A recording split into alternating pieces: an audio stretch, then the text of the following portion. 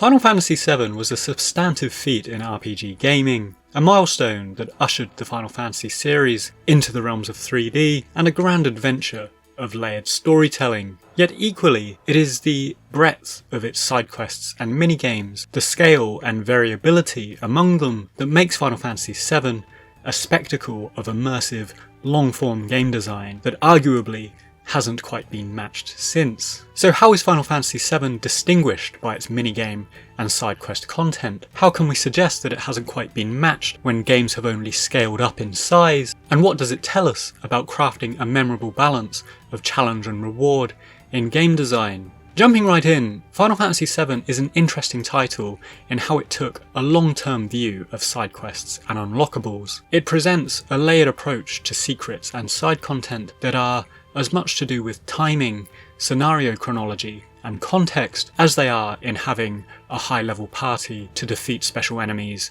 or cleave a path through special areas and side quest dungeons. Which is to say, we can't just brute force our way around an endgame world, unlocking everything, and the entire playthrough of Final Fantasy VII demands a certain attentiveness from the player, fulfilling preliminary actions to unlock things that may well come much later down the line. A great example of this is scenarios like the Shinra Tower in Midgar or Tifa's piano in Nibelheim. With the former, we can choose to spend a bunch of gil at a broken vending machine on disc 1 in order to acquire a mind source and a speed source much later when we revisit the place in disc 3, and similarly, if we choose to jam on Tifa's piano in the disc 1 calm flashback, we can unlock her final limit break much later on in the story by returning to Nibelheim. And there are several scenario-specific instances like this that, if missed, prevent us from unlocking certain items along the way, with other notable examples being grabbing the Leviathan scales during the huge materia mission with the submarine. And this item is necessary to enter the fire caves in Wutai elsewhere in the game. And likewise with the Turtles Paradise Flyers, some of these are missable items which then prevent us from gaining bonus items at Cosmo Canyon. So player attentiveness, inquisitiveness and persistence all throughout the game is required to fulfill sometimes very fleeting and time-specific foundational tasks that lead to much more important items later on. And this is just one foundational tranche of game design that makes the side quests and unlockables of Final Fantasy VII so memorable, considered, and unique, I think. Next, we have the context of certain unlockables, which often comes by way of having certain characters in our active party. Now, in this case, there is a touch of luck and jankiness about it, particularly for anyone that happens to play Final Fantasy VII without a strategy guide. And some of the ultimate weapons, for example, come without any forewarning about having a certain character included in our party. So for example, unlocking a missing score for Barret, you need to have him equipped when running up a random staircase to face Hojo towards the end of the game. And if Barret isn't in the party, then quite simply his ultimate weapon just won't appear. Likewise for Tifa, we need to have her equipped in a return visit to Wall Market in Midgar to unlock Premium Heart, and so on. So very contextually driven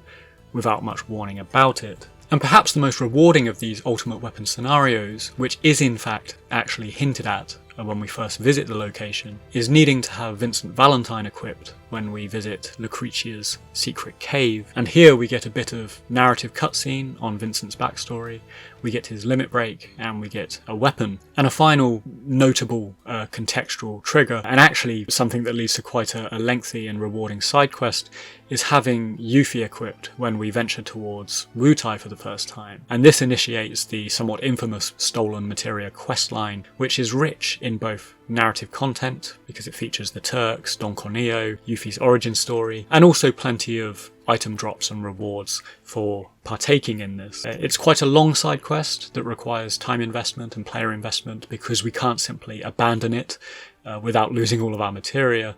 But at the same time, I also think it's one of the most rewarding side quests in the game, because it hits several key points of what makes JRPGs so good. It has great character development, it has story progression, it has decent rewards, and some quite challenging battles too. This segues neatly into the next distinction of Final Fantasy VII's side quest arrangement, which is the layeredness and long-form process of fulfilling prerequisites in many, if not most, cases, particularly for high-value rewards. What I mean by this is you cannot get the cool scene at Lucretia's cave unless you've unlocked Vincent Valentine as a party member in the first place, which in itself is a lengthy task requiring dialogue exchanges with Vincent, boss battle with Lost Number, and so on.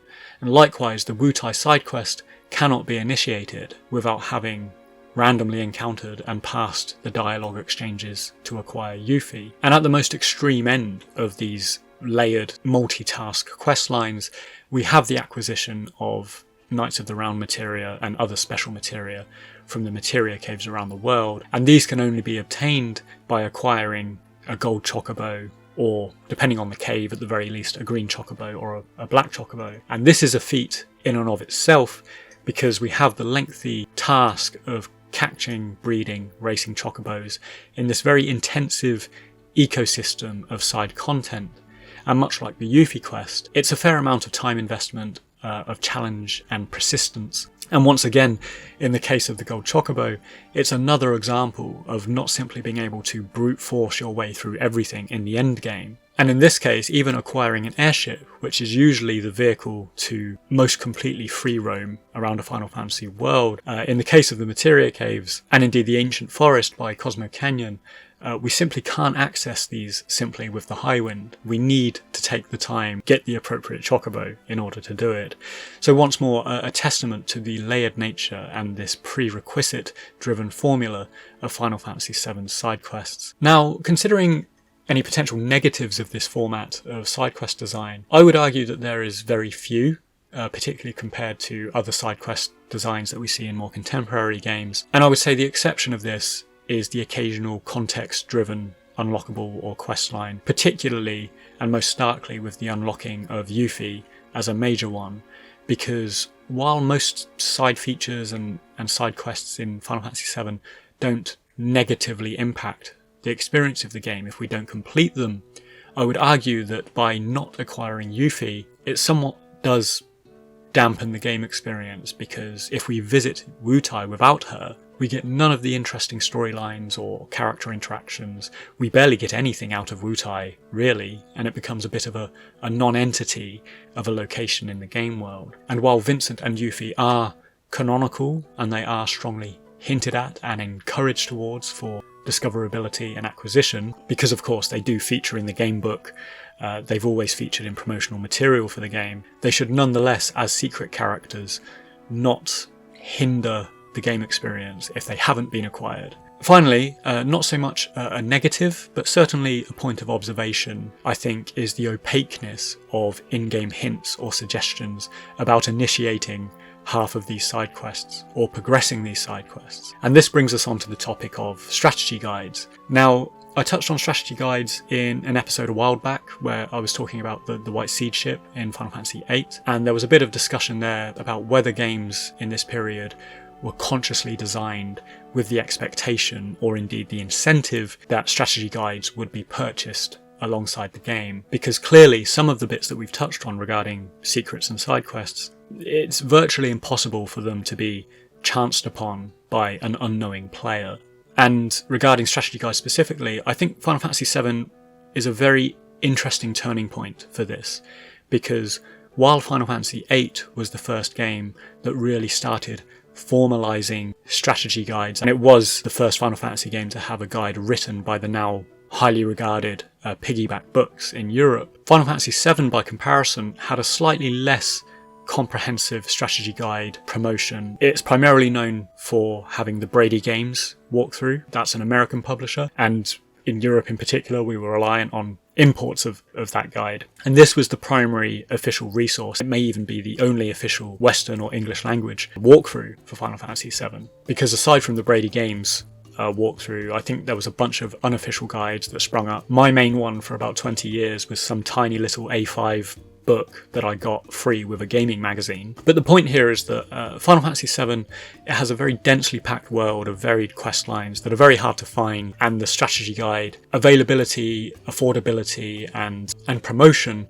was somewhat less substantial than what kind of ticked up with Final Fantasy VIII release. So the phenomenon of late 90s strategy guides mania aside, I think on the whole, Final Fantasy VII's approach to side quest design was a real accomplishment in immersive, varied and dynamic play, offering a substantial player experience beyond the core story, which feeds into the already substantive customization of play, which was available through levelling and pairing materia combinations and all of this sort of interesting stuff that Final Fantasy VII offers. It also ensures that most, if not all locations, whether it's Calm, Rocket Town or Cosmo Canyon, benefit from subsequent visits, owing to the items and quest lines they contribute to. And so nothing is a single-use location, everything has relevance late into the game story if we choose to revisit and re-engage with NPCs in these areas. And while some quest lines do involve some very fleeting instances